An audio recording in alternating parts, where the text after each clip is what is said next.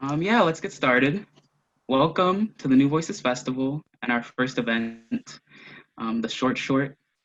I'm Jalen Lisbon. I'm a English major. I have a writing minor and an education minor at Ithaca College, and I'm the assistant student director of the New Voices Festival this year. We're so glad that you have found us. We're really excited to share this space with you tonight and hear from our authors. Um, First, a few technical issues. We'd love to see your face, but please mute your microphones. We have a lot of folks here with us, and we want to be sure that everyone can hear our authors as they read. Um, a brief history of our festival. Every year since 2013, the Ithaca College New Voices Festival invites 7 writers who are at the outset of rich literary careers to come to campus in a celebration of reading, writing, and thought. For 3 days in April, we engage with their prose, poetry, and plays in public readings, discussion panels, class visits, and interdisciplinary music and theater performances. The distinguishing feature of the New Voices Festival is the involvement of Ithaca College students. Um, every year, 14 students are selected to be student guides for our authors, and that means that although our festival only takes place for 3 days, these students spend a semester studying the works of each of our authors. Finally, when the festival arrives, students have the opportunity to go beyond the page and connect with living writers. Students are involved at every step of the planning of the festival and its realization. In light of the COVID-19 virus, we definitely feel the loss of our typical face-to-face interaction, but we have worked hard to create an abbreviated virtual New Voices Festival while sticking to our values of collaboration and connection. Tonight, we'll hear our student guides introduce their authors, and we'll hear our New Voices authors offer short micro readings of their work.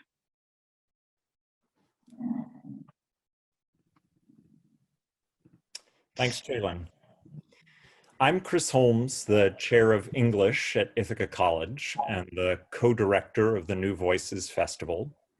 And I want to welcome everyone to the 8th annual festival. And in particular, I want to thank our 7 authors who have come along with us on this strange journey from a college campus-centered festival to a virtual festival. And they have been so generous with their time and expertise. When we reached out to them and asked whether or not they'd be interested in trying to make something happen, even if we couldn't have the full festival that we had dreamed of since August, they came back with excitement, energy, and a willingness that we didn't anticipate. And it made the students who worked so hard over the course of the semester in our New Voices seminar, it made their hopes not be dashed when we all couldn't be socially together, knowing that the festival could still continue. They could have easily said, our writers, we've got enough to worry about. Thank you very much. The world is currently closed down and my hay fever symptoms wake me up every morning in a cold sweat. But from the start of this transition, they have been so helpful in making this all come together, and we couldn't thank them enough.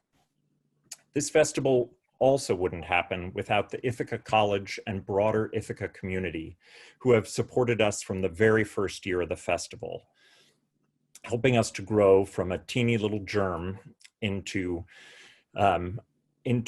a festival that has continued over 8 years and grows, includes more students from more areas of the college, and constantly pulls in more of the Ithaca city and town community in ways we never could have imagined when we first began. I want to also shout out to the New Voices alumni and our past student guides, our student directors and executive boards. I've been writing down names as quickly as I can as people have entered into the room. I'm going to miss tons, but I want to thank our Dean of Humanities and Sciences, Melanie Stein, Austin Bunn, Sophia Hebert, Maddie Stengel, Patty Zimmerman, Jasmine Gale, James Allen Hall, Lucy Graham, Jen Tennant, former director last year, Chaitali Sen, Margaret McGinnis, Asia Gable, Rose Manzicano, Logan, Lisa Swayze, our local bookstore general manager, members of the English and writing department's faculties who every year support us by bringing authors into their classrooms and coming to events with their own students, Izzy Stillwagon, Corey McElhaney, and folks, I know I'm missing many, but I just want to thank all of you who've taken the time to show up today and support us in this new version of the festival. Jorge Borges has a fitting line about books and their ability to help us imagine new forms of community. He writes, "A book is not an isolated being. It is a relationship, an axis of innumerable relationships. In this time when we can't help but feel so distant from one another, the New Voices Festival reminds us of the power of books to open community back up and to show us how to forge new communities, new relationships that will nurture us all in this time of need." I want to now introduce my co-director, the novelist and Robert Ryan Distinguished Professor of Writing, Eleanor Henderson. Thank you, Chris. Hi, everybody. I'll just imagine your applause. I think you got almost everybody. I'm sure I'll forget folks too, but I just noticed also one of our first New Voices alums from our first year, Tim Horvath. Hi, Tim. And Tommy Pico from just last year. Thank you for coming back and being friends of the festival. It is really just making this moment that much more festive. It almost kind of feels like we're all crowded around in that room at Buffalo Street Books, and you know, we're all coming in late from work and carrying a tea from Green Star and just feeling that energy and what it means to be part of that Ithaca literary community. So I want to thank Buffalo Street Books and Lisa Swayze in particular. Buffalo Street Books has been the co-host of this event since the beginning, 2013. And in recent weeks, Lisa has been working so hard behind the scenes of this indie co-op bookstore that we love so much. Currently is the sole employee of the store. I'm on the board of the bookstore, and we've been so gratified by the support that the Ithaca community and beyond has shown to the store during this crisis and really throughout the years. So actually, in fact, originally this was supposed to be a fundraiser for Buffalo Street Books. We've decided, in light of the fact that we have met our $25,000 GoFundMe goal, thank you very much, Ithaca and beyond, that we're actually going to waive the donation suggestion. So if there was confusion about that entrance fee, we decided that really the best way that you can support the bookstore as well as our authors is to buy their books. So we really would love for you to head to buffalostreetbooks.com. We now have an event page. So if you click on the short right there on the front page of buffalostreetbooks.com, you can link to the short, and there's a list there of all of our authors' books. We don't have Jonathan Spector on that list, but we'll get to be treated to some of his work at the end of tonight's reading. So please buy some books. It's a gift that goes in multiple directions. And if you like what you hear tonight, I hope you'll consider returning for some of Buffalo Street Books' other virtual events. This is not only the first night of New Voices, but it's also the first night of Buffalo Street Books' virtual event series, including an event with our own Alexandra Chang, who will be returning in conversation with the poet Michael Pryor on May 1st. Thanks. The New Voices Festival has 2 more great events scheduled for the next couple of evenings. At the same time, 5:30 p.m. EST, Literature in the Time of Corona. This will be a panel discussion of all 7 of our writers about how we are reimagining reading and writing during this crisis. You can interact with and ask questions of the writers tomorrow at this panel. And then on Friday, we have a very special event, a unique multimedia musical collage directed by our own Kira Sky, which is inspired by the work of our New Voices. You don't want to miss it, so please stay with us this week. Tonight, we'll be hearing from our 7 authors for about 5 minutes each, and they'll be introduced by our student guides. The authors will be reading in this order: CJ Hauser, Elizabeth Lindsay Rogers, Andre Perry, Brendan Mathews, Nomi Stone, Alexandra Chang, and Jonathan Spector. So let's begin our short readings.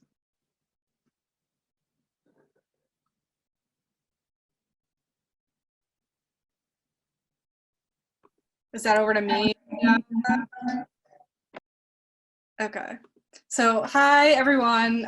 My name is Mian, and I'm a senior studying English. Today, it's my pleasure to introduce CJ Hauser. CJ is a professor, fiction writer, and essayist who's had her work published in Tin House, Tri-Quarterly, and the Paris Review, to name a few. Hauser became a sensation with her 2019 viral essay, The Crane Wife, published in the Paris Review, a remarkable personal essay that explores and confronts what it takes to reclaim selfhood and strength and how to let go. Her most recent novel, Family of Origin, centers on 2 siblings, Elsa and Nolan, in the wake of their father's death on a remote island full of scientists that are part of a fictionalized scientific movement called reversalism, or the belief that Darwinism is running backwards. In many ways, Family of Origin extends and further complicates the core of The Crane Wife, with deepened themes of generational difference, familial conflict, and climate existentialism. Of all the topics CJ deals with, I was most interested in how she represents letting go of grief in the past, a subject she addresses in this quote. Older people were always handing younger people things to carry, things they said it was important to bring forward. But maybe if Nolan and Elsa Gray could lay these down, if they could forget for just a little while, they might be able to finally get somewhere. So lastly, I'd like to say thanks to CJ and everyone for attending, for the opportunity to make this introduction, and I recommend reading the novel yourselves. So thank you. Man, thank you so much for that. And can you come with me on book tour next time? Thank you, Eleanor and Chris, and especially all the students for putting this together. It's, I don't know, it is reminding me of the parts of life that are still things that I love and that I love being part of. So this is a wonderful, I don't know, it's a wonderful event and I'm deeply grateful. So I'm going to read, I wasn't in the mood to read to you about wondering about the end of the world, so I'm going to read you some very tiny love stories, which are true, which are part of a longer essay called Blood, 27 Love Stories from Life, which is sort of like a hope chest of little love stories from my family that I've collected and stitched together into a piece. So I'll just read you a few of these. And I'm holding it upside down, which is how you know I am a professional. All right, so. All cacti are succulents, but not all succulents are cacti. 1994. My parents go on vacation to Arizona. They bring back souvenir cacti for my sister Leslie and me. Within a month, both of our cacti are dead. My sister's is desiccated and crippled, dead of thirst. Mine is rotten through and slumped. I have overwatered and flooded the roots. Our parents exchange a look, as if they know already that love will not be easy for us, that we are differently but equally screwed. Corn Syrup, 1997. My middle school puts on Macbeth. Danny Kruger played the second murderer. I was the director's assistant and liked skulking backstage in all black and carrying a clipboard. It was opening night. Danny ran off stage after killing Banquo. He found me in the dark and we whispered. It had gone well. He was triumphant. He was covered in red corn syrup blood. I want to hug you, but, he said. Hug me, I said. I was covered in fake blood, and this was what love was like. My best friend started dating his best friend, and we would talk on the phone at night. It was an elaborate process, getting all 4 of us on the line, and once we did, we were often confused about who was who. You're so funny, I would say, to who I thought was Danny. That wasn't me, he would say. After these conversations, my best friend and I would call each other direct. Which one said he liked Nirvana? Which one wanted to be a cook? Whose mother could drive us to the movies? We were never sure. Blood, 1967. My mother has told me 100 times about the boy who sold his blood to buy her flowers. He had a motorcycle, she says. He had no money, but he wanted to take me on a date, so he went out and sold pints of his blood so he could do it. Pints. He was woozy at dinner, she says. He couldn't eat at all. He seemed like he was going to faint. But he bought me flowers, lilies. Isn't that romantic? This story bothers me. It intrudes upon my father, and that is part of it, but it's also the way my mother wields these blood flowers as some false barometer of love, as if her generation got blood and mine is worthy only of backstage corn syrup. My mother has asked me every Valentine's Day since I was 14, did he buy you flowers? I told him not to, I say. Why would you do that? She says. What kind of standards are you setting? I don't want that kind of relationship, I say. I don't want flowers. I say, stop pretending that the point is the lilies and not the blood. Geode Man, 1970. When my father drove 10 hours north to my mother's all-girls college in upstate New York, he did not complain about the distance or the cold. They went to a bar called the Tin and Lint, where my father drank Schlitz and my mother drank gin Rickeys. They went to the racetrack and bet on horses, my father paying and my mother favoring the dapple grays, no matter what their odds. But if their romance and my existence hinges upon a single moment, the geode is it. Where are we going, my mother asked. The parking lot, my father said. I have a present for you. He hefted it from the trunk of his car. The rock was the size of a small melon.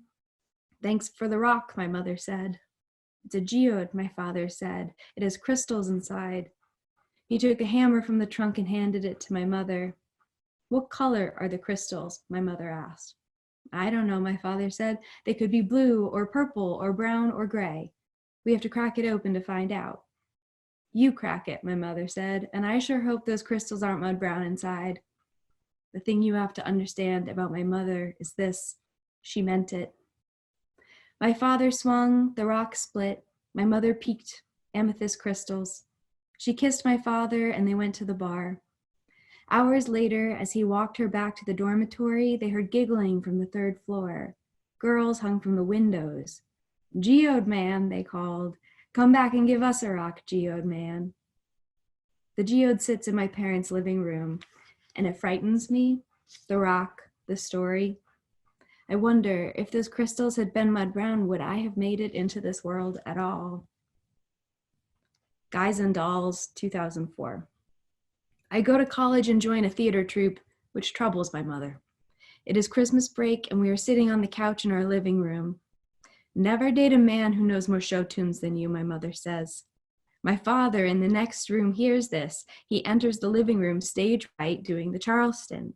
I've got the horse right here, he sings. The name is Paul Revere. He Charlestons out of the room, stage left.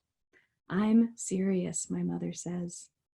My father re-enters somehow stage right again, singing, getting to know you, getting to know all about you. Thank you.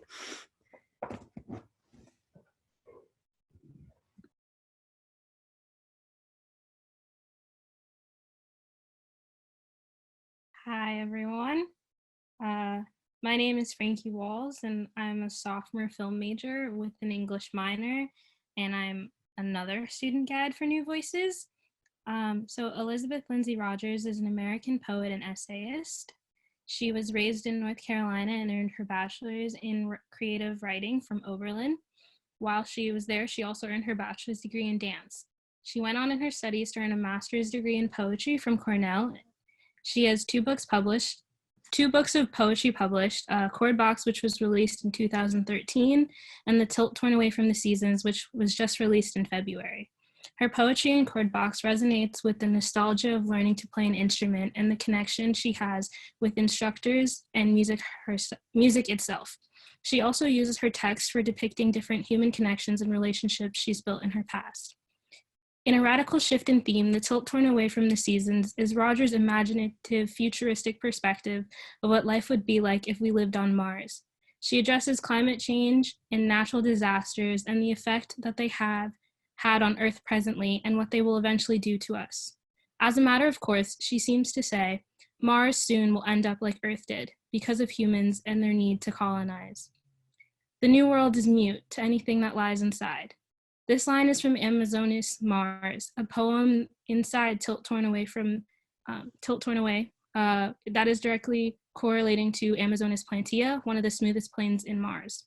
Both Rogers' books are different and may connect to different audiences, some who resonate for more with environmental justice and some who resonate with string instruments and their beauty. And it's okay if you don't really have a connection with either, because the way she uses her free verse and line spacing captures you. Rogers writes things that she is passionate about. She uses her emotions, and that is what connects you to the text. She makes you feel a part of her world of creation that is held in between the binding of her books. Thank you so much for that introduction, and thank you everybody for being here. Can everybody hear me okay? Okay. I'm going to read two poems from the Torn Away from the Seasons. The first poem in the book was inspired by seeing the first panoramic photographs of Mars in 2012.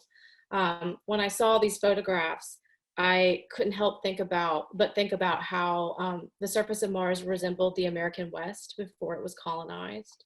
And that becomes the kind of driving metaphor for the poem and for the rest of the collection. The frontier.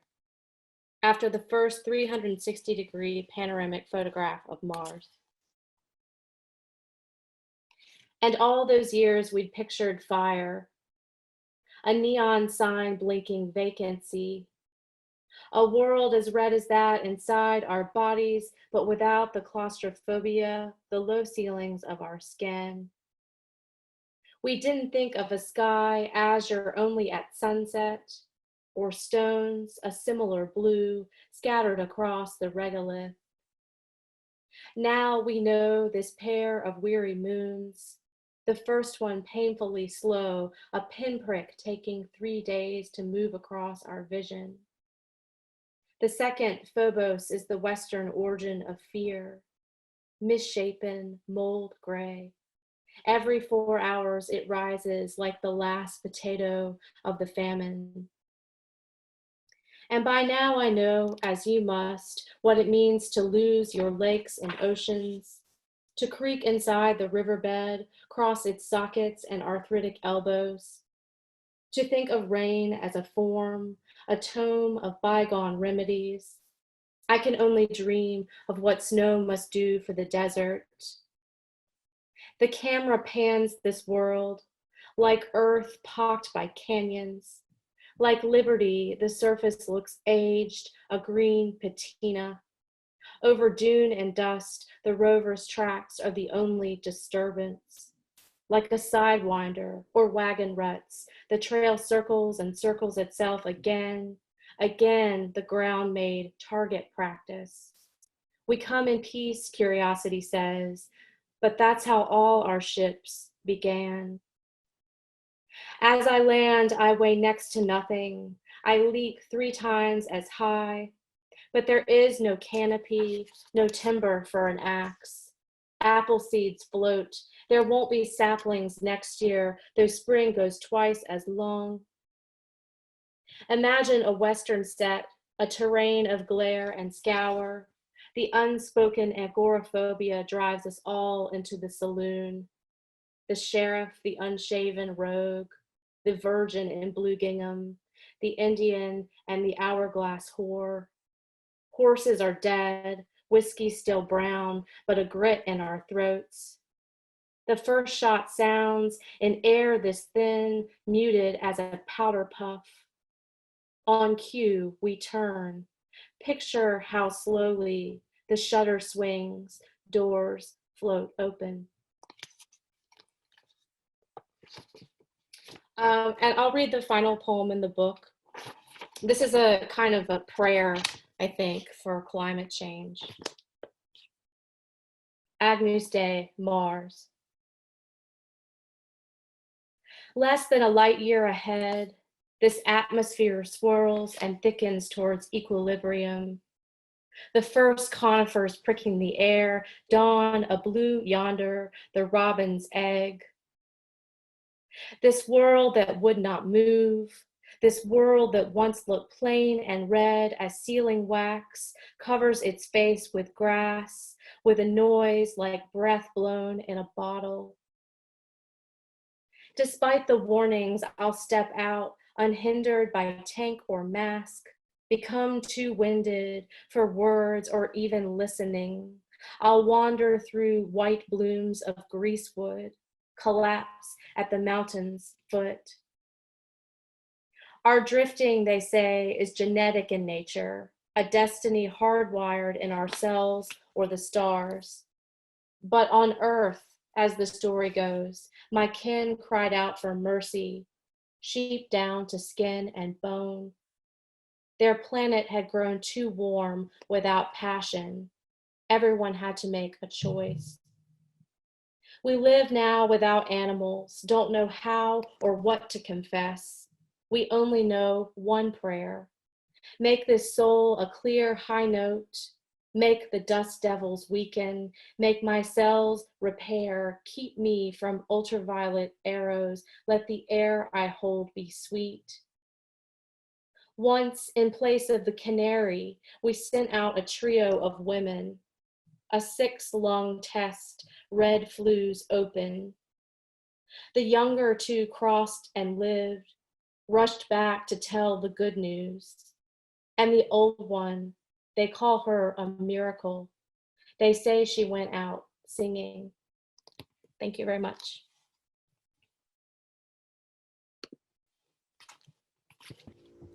Hi, thank you, Elizabeth. Hello, my name is May McDermott. I'm a junior writing major and English minor, and I'm pleased to introduce Andre Perry, an essayist, musician, and co-founder of the Mission Creek and Witching Hour Creative Arts Festivals based in Iowa City. Andre is interested in space, how it is occupied, and how it is stratified. From being surrounded by the rolling arms, bent legs, and hunched bodies of a fervent white audience at a Kendrick Lamar concert, to distinguishing between the uniforms of the thinking man's hipster and the downtown Flophouse Art School casualty, Andre explores what it means to occupy racial, social, pop cultural, and linguistic spaces. And yet his work is anything but confined.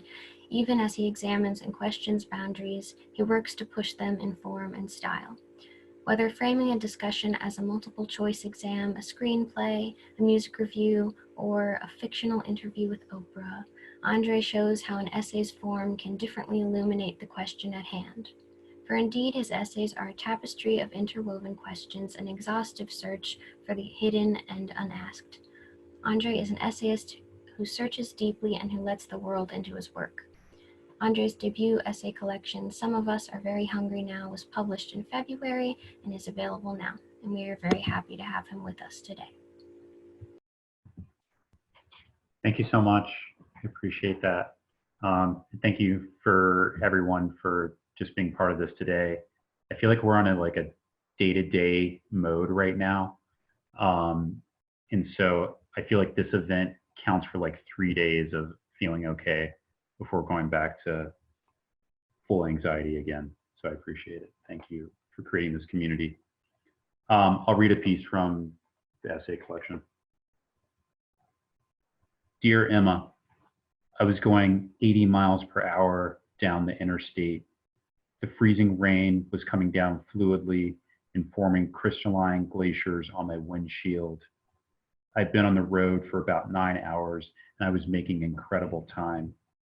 I was going to get there so early. I was going to set a new record. I pulled into the left lane. I had the audacity to pass a truck. He was going about 70, and that was way too slow. I was far enough ahead of him that I decided to pull back over into the right lane. I had to bend down over the steering wheel. It was so hard to see anything out of the window with all that ice clutching at my windshield. Suddenly the car turned inward to the left and then swished around to the right. It only took a second and a half. Oddly calm, I acknowledged that I was no longer driving, no longer controlling the situation. The car and I were floating above the road on a smooth layer of ice. The truck was coming up behind me, going 70. I didn't try to turn back. I just pressed down steadily on the brakes and let the car take its course. I wasn't sure where we were going, but I tried to slow us down to alleviate the pain of the impact. It didn't seem like we were going so fast anymore. There was a stark beauty to it, sliding around America at night in a sturdy metal box. For a moment, the car wasn't a car, but a small room I was sitting in, careening back and forth as in a strong Californian earthquake. I saw that we had finally settled on a course heading directly at the right snowbank. Everything in the car began to shift, and I thought, almost at peace, well, this is it. We soared off the road and into the ditch. The car had firmly planted itself in a plot of icy grass. I was alive. Bob Dylan's Love Minus Zero, No Limit was playing on the stereo. The bridge at midnight trembles. It seemed absurd, though any song at that moment would have seemed absurd. The truck zipped by on the interstate. What was that driver thinking about me, my hubris? I got out of the car and looked around to assess any damage. It was cold and I was slipping all over the grass. My car looked okay. I got back in the driver's seat. I tried driving directly out of the ditch, but that was impossible. Instead, I put the car in first and backed up a bit so that I was in the flat part of the ditch. From there, I drove slightly up the hill in increments so that I could make it back to the shoulder and onto the road. I gathered myself and slowly pushed onto the highway, first going 40, then 50. I noticed then that in the midst of the ice storm, most cars were going that speed. Eventually, I turned the stereo back on, but I took that Dylan album off. It horrified me now. I listened to Marble Sky, ambient and glacial waves of sound undulated throughout the car. I worked my way up the road, feeling less like a man or a role model, yet older and wiser. I'd spoken to my parents on the phone earlier from the road, and they had said, "Be careful." And though I had known that they were right, I only now truly understood them. As I drove, I wondered if every piece of wisdom they had shared with me had been matched by some similar experience. It was then that I knew to some degree what it meant to be a parent and to live a long, full life. I thought of you and the future children we might have. I moved slowly, but with confidence, into the night.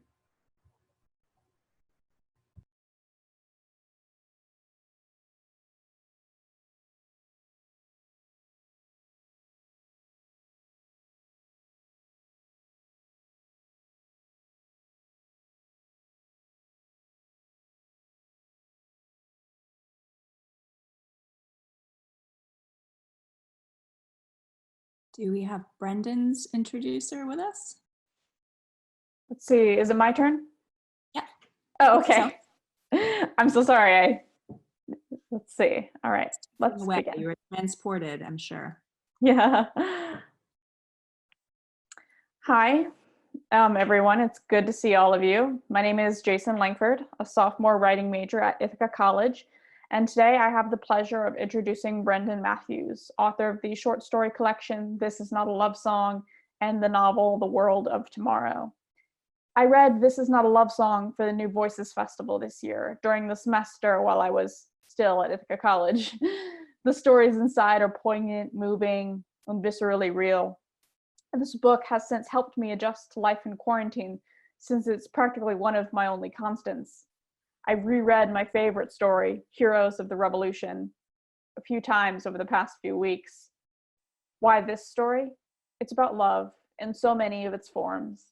Perhaps the most haunting part, not to give it away, is the ending. The protagonist, Adina, has a flashback to when her husband was killed. During that moment in her past, her husband called out for her, even as they were hunted.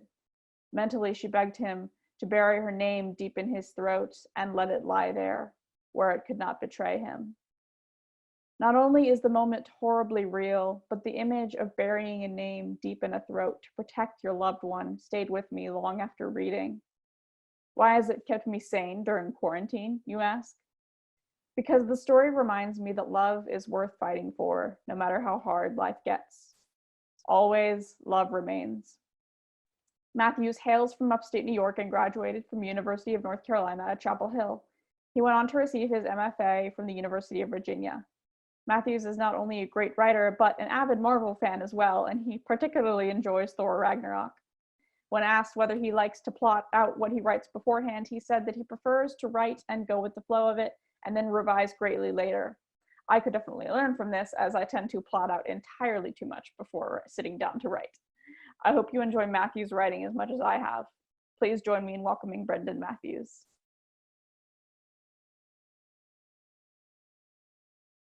Thank you, Jason. That was great. I really appreciate the introduction. I think, like the other writers, we should all take someone on the road with us who can introduce us and spare us those first few minutes when you're trying to warm up the crowd. Thanks to Eleanor and to Chris, like I said, to Jason and to Leah as well, who also was one of my questioners at the class visit that I did for the students in the New Voices class, which was a real treat. I think for so many of us, a lot has been canceled, whether it's been events we were planning on, get-togethers with friends, coffee, a drink, a walk. A lot of things we've had to move into as virtual space. And so I would, like a lot of others, I was just so pleased that the festival was going to continue online and not be one of the other kind of casualties of social distancing. So thanks to everybody for bringing us together. I'm going to read a story, well, pieces of a story from the collection that Jason mentioned. This is not a love song. And I'm going to read some pieces from the title story, which is broken up into kind of vignettes, each of which is introduced by the description of a photograph.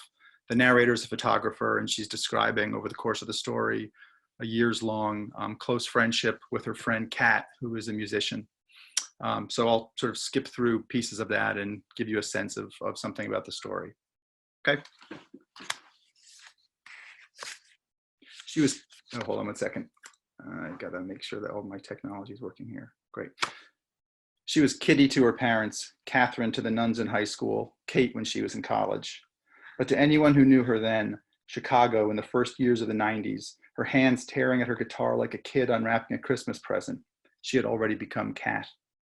Like the rest of the art students and rockers in training, we lived in Wicker Park, where rents were low and apartments doubled as studios, rehearsal spaces, black box theaters, and flop houses.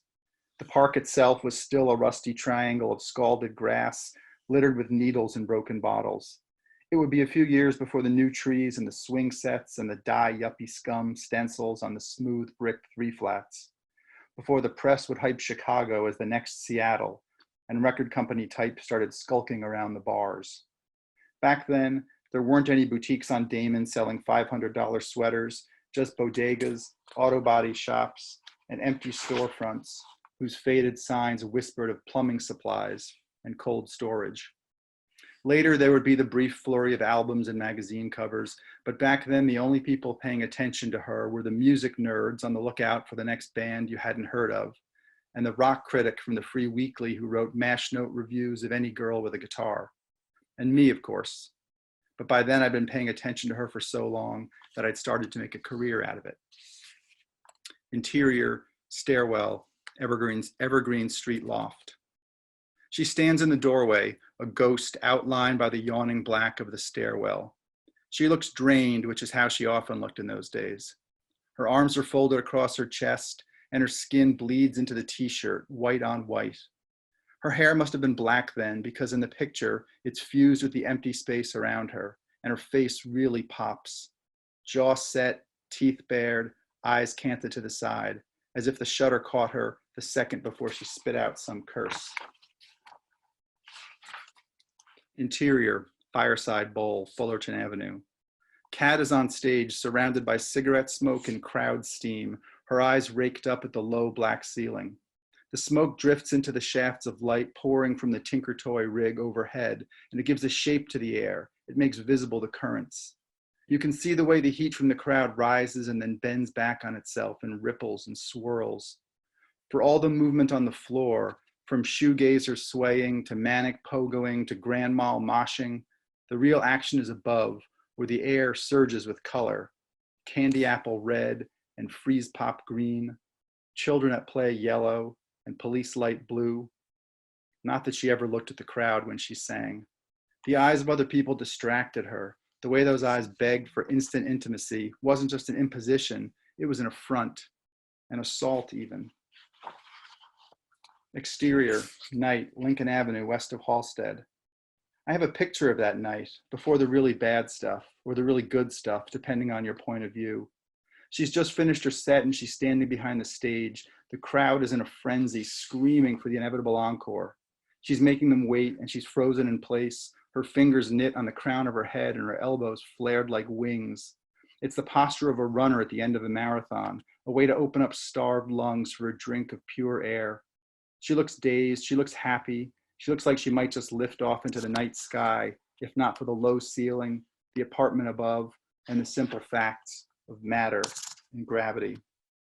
Interior, West Randolph Street condo. Someone at the party called me. Someone who knew that Kat had a roommate who might be able to put her back together and get her home. Though I don't think getting her home was as much of a priority as getting her out of where she was.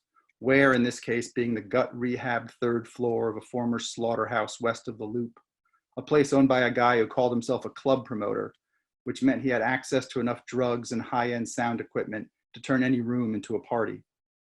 This was when Kat was losing a lot of friends. This was when Kat was making worse decisions than usual. This was when Kat had started going places without me. I rang the buzzer and the alleged club promoter pointed to a door, and he didn't say hi or thanks so much for coming or we're really worried about her. He just said, in there. And in there was nothing I hadn't seen before, though maybe a little worse. She had one arm draped across the back of the bowl, and she was trying and failing to keep her hair out of her face. She had already puked a ton. I flushed the toilet, which Kat hadn't had the will or the ability to do, and she startled as the water roared in her ear. She looked at me through the sweaty fringe of her hair. I thought she was going to say my name, but she just said, so sick, over and over again, like it was her mantra. She retched and threw up, retched and spit out a little more. She looked up at me again through her bangs, and her eyes were rolling in her head. She seemed like she was trying to focus. If I'd been a good friend, or any kind of friend, I would have held her hair and stroked her arm. I would have put a cool washcloth on her forehead and told her that it was going to be all right. I would have kept flushing with each heave and not let the bowl fill up with a night's casual poisoning. But instead, I swung out my Leica, a bulletproof camera, the one they use in war zones, and I started shooting. I got her leaning on the toilet bowl like a pillow. I got her with the stuff pouring out of her like tar. I got her lying on the cool floor, the frazzled burr of her head against the smooth, solid base of the bowl. Thanks.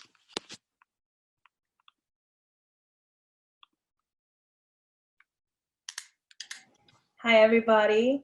My name is Diana Romero. I am, I'm a sophomore creative writing major and English minor, and I will be introducing Nomi Stone. Nomi Stone, author of Kill Class and Stranger's Notebook, is an award-winning poet and anthropologist from Washington, D.C. She currently teaches poetry at the University of Texas at Dallas. Winner of the Pushcart Prize and a former Fulbright Scholar, Nomi's poetry has appeared in places like American Poetry Review and the Best American Poetry, among others. Some of Nomi's writings and anthropological works stem from her interest in the aesthetics of rituals and the questions of awe. She explores questions like, how do you write beauty? How do you write violence? How do you represent your own location within a space that is not your own? I want you all to think about these questions as she reads from her poetry collection tonight. The poetry in her most recent collection, Kill Class, came from 2 years of field research from 2011 to 2013 in American military training camps set up to look like Middle Eastern villages in the fictional country of Pineland, North Carolina. The speaker in these poems, also an anthropologist, witnesses and participates in staged combat training exercises or war games. The ethnographic work is a powerful examination of war at the cellular level of a country. Nomi's poetry forces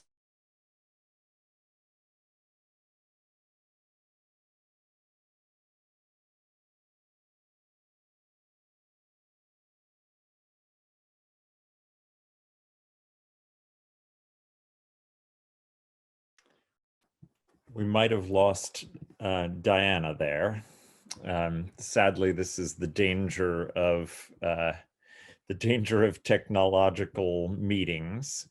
But I think we can go ahead and welcome Nomi. Unless, Diana, were you able to come back?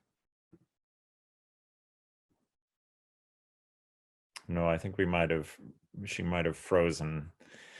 Well, I'm sorry to miss the rest of that introduction, but let's welcome Nomi Stone.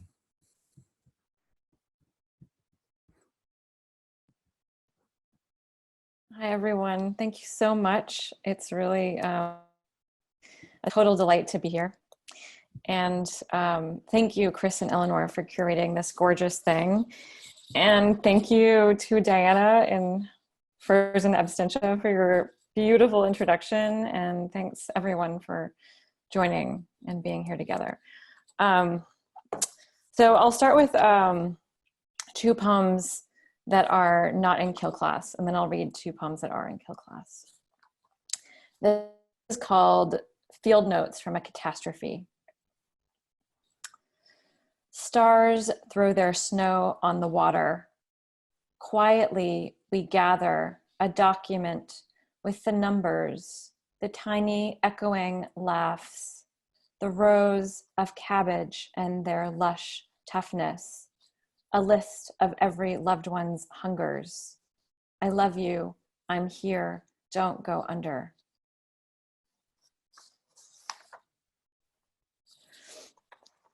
This next poem is called Waiting for Happiness, and it's a dog poem, and there should be more dog. So here we go. Waiting for Happiness. Dog knows when friend will come home, because each hour friends smell pails, air paring down the good smell with its little diamond. It means I miss you, oh, I miss you. How hard it is to wait for my happiness, and how good when it arrives.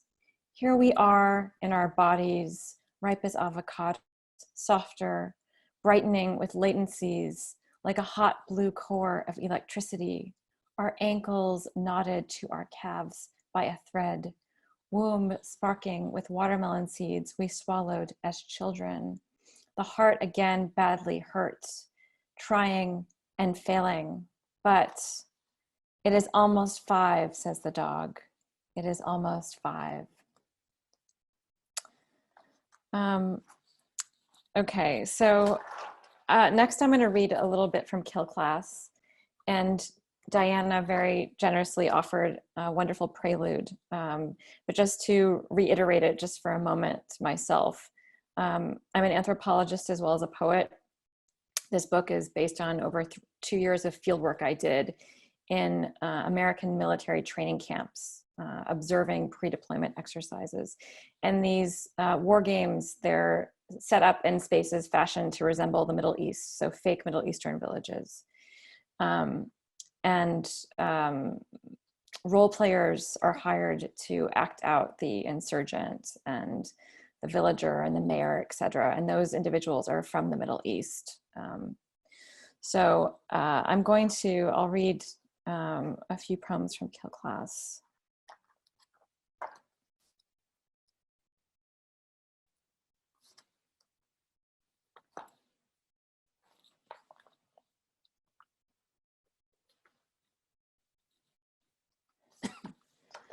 War game, plug and play.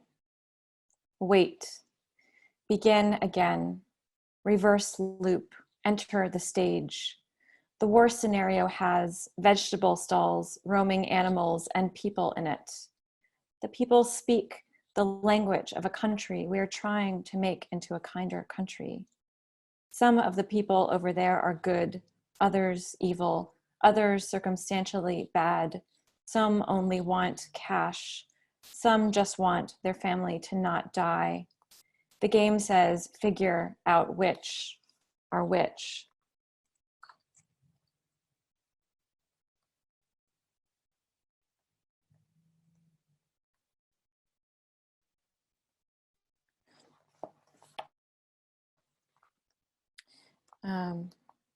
And this is called what is growing in these woods?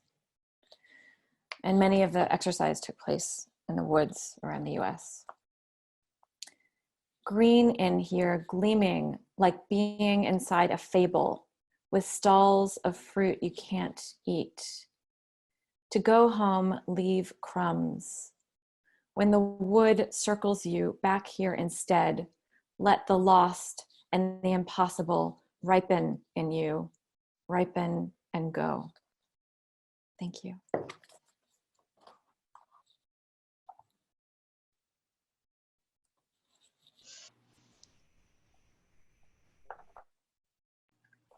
Thank you. Hello, everyone. I'm Amulya Ravitij. I'm a freshman English major at Ithaca College, and I'm the student guide for Alexandra Chang. The New Voices Festival has been a wonderful learning curve for me, and reading her work was an absolute pleasure. Alexandra Chang grew up in San Francisco and Davis, California, as well as in Shanghai. She received her MFA from Syracuse University and has been a freelance writer since 2013. She made her novelistic debut in March 2020 with Days of Distraction. It is the journey of a young Asian American woman as she navigates adulthood through identity struggles and her role in an interracial relationship. A coming of adulthood tale, Chang writes Days of Distraction with a clear narrative voice. As the main character muses, "It is difficult to parse which parts of me come from my family, from being Chinese, from being American, from being a woman, from being of a certain generation, and from simply being." The Washington Post labeled Days of Distraction an immersive, emotionally honest novel, with a smart, thoughtful, funny, observant narrator. The beauty of Chang's work lies in the details and the way she tackles the thin lines between loneliness, dependency, and independence in her work. It is a striking novel to read, with the right doses of humor and existential thought. It is no wonder that George Saunders believes Alexandra Chang to be one of the most important of the new generation of American writers. Please help me welcome Alexandra Chang to our virtual festival. Thank you so much for that really wonderful introduction. Is this volume okay? Seems great. So I'm going to read from the opening of Days of Distraction and just like a few paragraphs from it. People think I'm smaller than I am. For example, my feet. In fact, I wear a size 8.5 or 9. According to Google, these are the most common sizes for American women. Average is good, I reason. It means that wherever I end up in this country, it will be easy to find someone whose shoes I can borrow. Everything in our house smells of mildew, even with the dehumidifier running. In the morning, while Jay still sleeps, I take out the full tank of water collected from the overnight air and dump it in our front yard, a place full of sand and desert plants. The fog hangs low over the street of families and retirees. To the east, Sutro Tower juts through the clouds. If I walked west to the end of the block, then up the long, zigzagging stairs to the top of Grandview Park, and if not for this early fog, I'd be able to see all of the sunset with its rows of pastel houses, and past that, the vast green of Golden Gate Park, where in the northwest section, the all-female herd of bison roam their paddock. I've come to cherish this ritual in front of our small yellow house, watching the water pool dark, then sink into the ground. I know where I am and what I am doing. But now we are preparing to leave this all behind. This is the place and time in which the most average person is average in their own special way or learns to believe it. The ordinary can be powerful. The flower, the sidewalk cone, the clouds in the sky, the sunset, so many sunsets and skies, new shoes, a haircut, overheard pieces of conversation, pets and food for sure. Anything is up for curation if that's the story you want to tell. People you've never met can reach into the snippets of your day-to-day life, add it all up to make meaning. At least that's how it feels. Here, now. I know there are people who choose to opt out, though not many in this city, the center of pressure, where an office of somebody's came up with the notion of people being brands.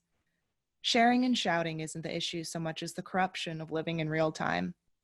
People experiencing everything at a remove through the eyes of a consumer, actual or potential, a future audience to judge.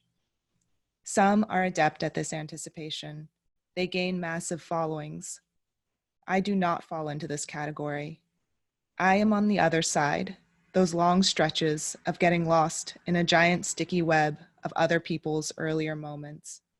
It's true not everyone lives like this or that. Only almost everyone I know. And I'll just end there and say thank you again to all of the readers, and thank you to everyone who's been involved in putting on this festival. And thanks for having me and listening.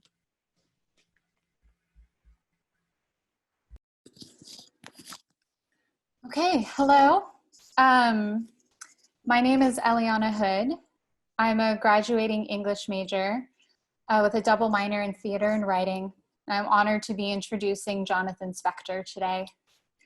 Besides serving as the co-artistic director of Just Theater in San Francisco, Jonathan is a prolific playwright whose plays have been produced and developed all over the country. With an inventive and playful approach to dialogue, Jonathan untangles the threads of those who seem different from one another, discovering strands that might unite, as he does in This Much I Know and Good, Better, Best, Bested, two plays that explore how we are judged responsible for what we do and our role as global citizens.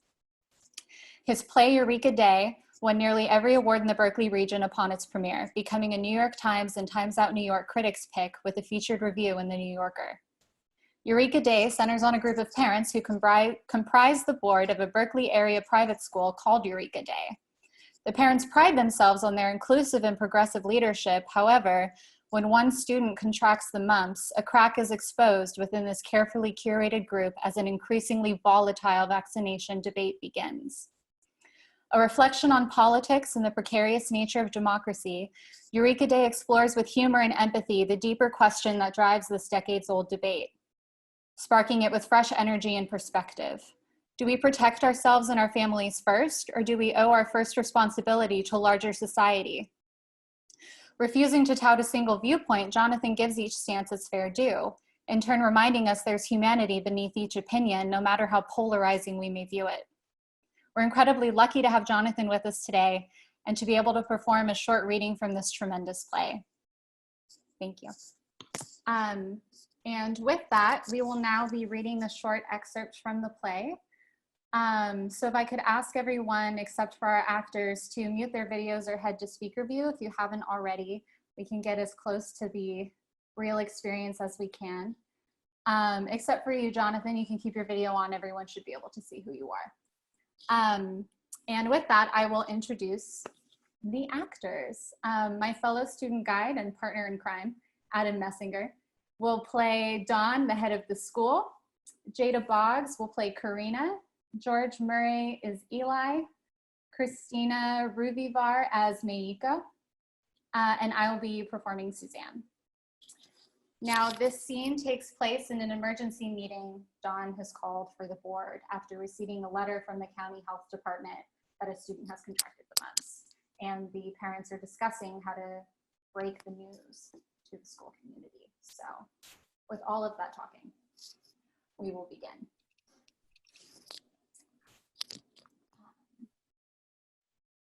Are actors here? Yeah, they should all still be there. Okay. I don't see their videos on. Okay. Look, if we decide, if our stance is, you know, the school is going to be a resource to direct people to different kinds of information so they can make informed decisions, that would be one thing. But to just have this go to everyone and say nothing, it feels very irresponsible. I mean, they received this official sounding letter. But isn't it actually just like an official letter? That's what I'm saying. I certainly was not assuming we would say nothing. That's why I wanted you all to, and I think you are right, Suzanne, that we want to be sensitive about how we approach this and wouldn't want to be perceived as adjudicating any more than we would for religion or political affiliation or dietary preferences. but this is just a document we're passing on. There's no judgment. Well, to me, Don, what you just said is a little like, it's like you're saying, we welcome all religions. Now here's your copy of the New Testament. That's a little, is it? No, yeah, I can see that. Because it's like, is this what you're saying, Suzanne? That even if it's a message that we conceptualize as value neutral, we have to try to be cognizant of the way it's going to be received. Because it's really more about like individual parents' responsibilities. I'm sorry, but doesn't it seem like, I mean, of course that makes sense, but shouldn't we be right in this moment, just like focused on, getting the message out? I think that's right. I'm sorry, Eli, but I think she's right. Because our responsibility in this room is not actually first as individual parents. It's first as custodians of the school. No, exactly. The question isn't, what are my strongly held personal views? It isn't, what do I think is right as a parent? It's, what do I think is best for our community? Right, Karina? I mean, no, yeah, of course. And it strikes me that right now, what matters most is, like you said, getting the message out, that we are one community, a community of respect. And just to reiterate the principle of, I may not agree with your point of view, but I deeply respect your right to hold that point of view. No, yeah, that's what I was saying.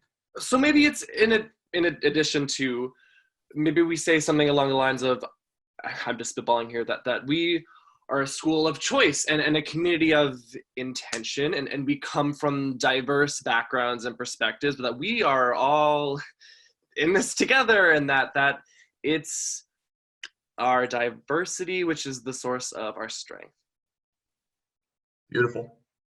And then at the bottom, we could include links to resources and say, here are some of the broad array of viewpoints in our community. I could point people to some very good websites. Great. Would that work for you, Karina? I'm not, to be honest, I'm not sure I'm 100% comfortable with that. Oh, well, that's fine. Are you able to articulate what it is that's making you uncomfortable? To just, if we're saying, here's what the health department says, and then here's something that refutes that, isn't that taking a position isn't our position then don't listen to the health department? Oh, I don't think so. Okay, so what I'm hearing is that there needs to be balance. Sorry I'm just thinking this is such a multifaceted, I don't know if the four of us can fully encapsulate, and we're always talking about looking for opportunities to showcase, to put our values into action. So maybe this is a great moment for community activated conversation. What's that? It's a bit like a town hall, but I guess more participatory. It's a new initiative. Last year, we had an 8th grade production of Peter Pan, which I don't know what they were thinking. So as you can imagine, there were some very strong feelings. And aside from the extremely problematic portrayal of Native peoples, there's actually a whole host of colonialist issues in terms of the content that I, for one, had been completely blind to. So, and the CAC was really, it was a very thoughtful discussion, and there were some great breakout sessions. And we came to what I thought was we set the production in outer space, and that really solved. I think everybody ended up feeling really good about that, and ever since we've been just looking for another moment to. It's a wonderful idea, Eli. Thank you. It could be a pretty amazing opportunity, I think, to demonstrate for the students to see how we can come together as a community and exchange ideas around a difficult issue. And if we did that, I would be willing to. Would this work for you, Karina? We allow the letter to go out as is, and we let everyone know that before they rush into anything, that as soon as possible, ideally tomorrow, we'll be having a community activated conversation so that we can really delve into. Yeah, no, that's great. That sounds great. Perfect. It's Sylvia Coleman. She was the first board president before Suzanne. She used to always say, If consensus was easy, everyone would do it. It's so true. Sorry. I completely could not get out of the house. I thought Olivia was all better, but her fever came back and now her face is all swollen. I think she might be allergic to soy. Sorry, please continue. What'd I miss?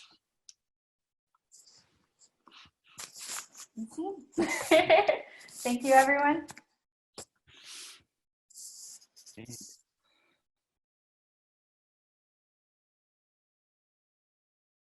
Thank you all so much. That was so much fun to listen to, and having been so isolated for so long, it's great to have a little piece of theater with some people. So I really appreciate it. Thank you, guys. A big thank you to all of our writers, and thank you to everyone in the audience who came out to listen to these voices. It has been so special, even with the imperfections of technology, to gather as a community of people who love language and story. Please come back tomorrow and Friday. But first, please go to buffalostreetbooks.com. And if you like what you heard tonight, buy a book, support our authors, support our independent bookstores. Thank you so much, and have a good night.